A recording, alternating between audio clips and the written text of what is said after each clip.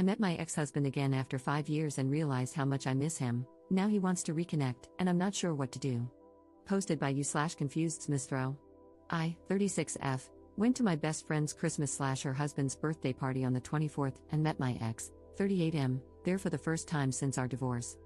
Apparently, he is one of my BFF's husband's co-workers. He didn't know I would be there and was as surprised as I was. We made some small talk, and then I hopped over to chat with another friend. During the evening, we bumped into each other a couple of times. He made some jokes, but most of the time, I tried to avoid him.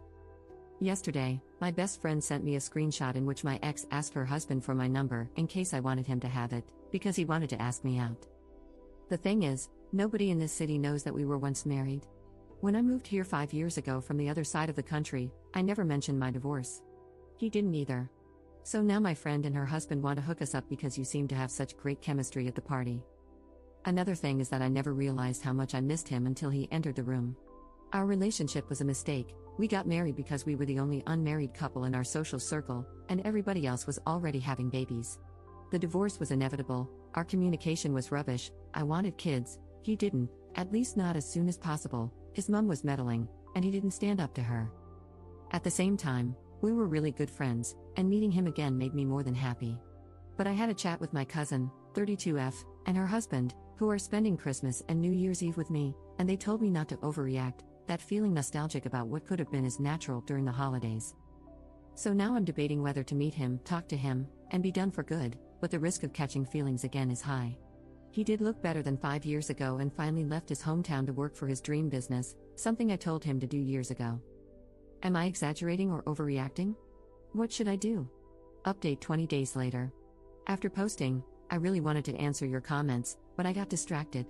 However, I read them, thought about them, and applied some. This is what happened. Shortly after posting and before replying to my best friend's message, I ran into my ex at the supermarket. We had a short talk, everything was collegial, and since I didn't want to jump to conclusions without talking to him, we went for coffee afterward. Long story short, we agreed to stay on friendly terms for our own good.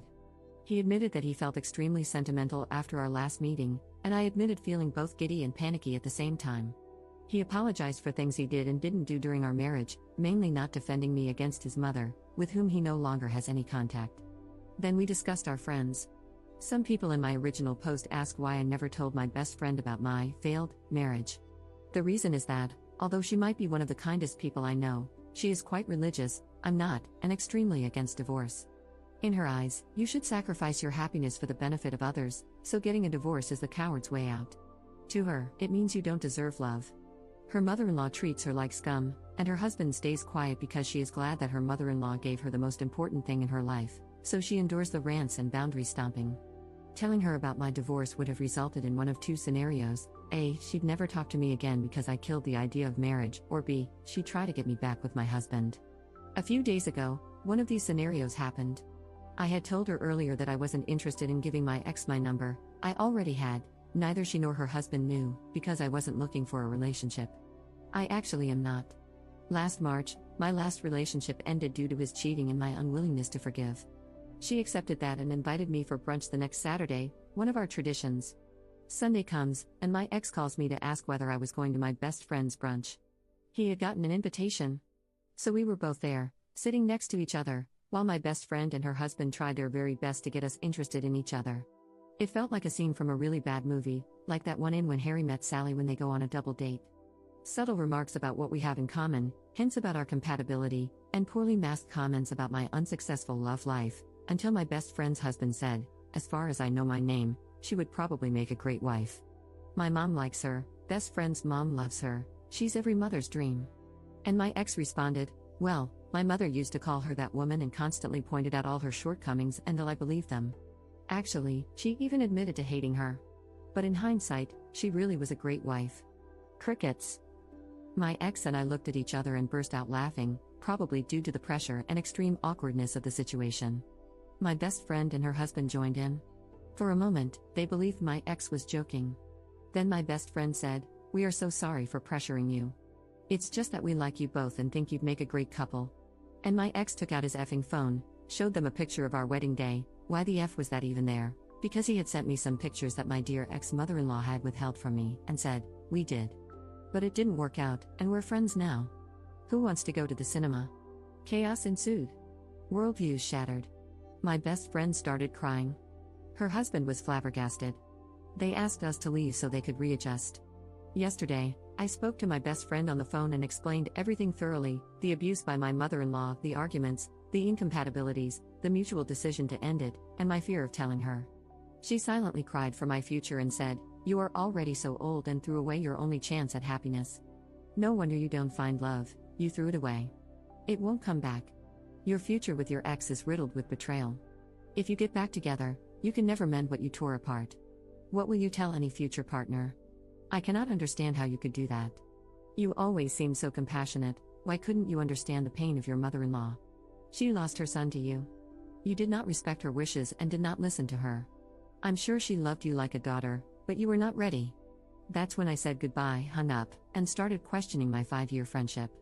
I talked to my mom, my cousin, and even my ex, who had a similar but less emotional talk with my best friend's husband, who doesn't even speak to him at work anymore. They all recommend giving my best friend some space.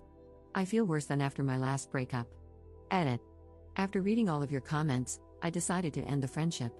I didn't sleep well, so I spent all night writing down what bothered me so that, if she dares to talk to me again, I had the right arguments. Regarding her possible frustration/projection, I really acted as her therapist for the whole 5 years of our friendship and now realize how codependent and slightly toxic this relationship actually was.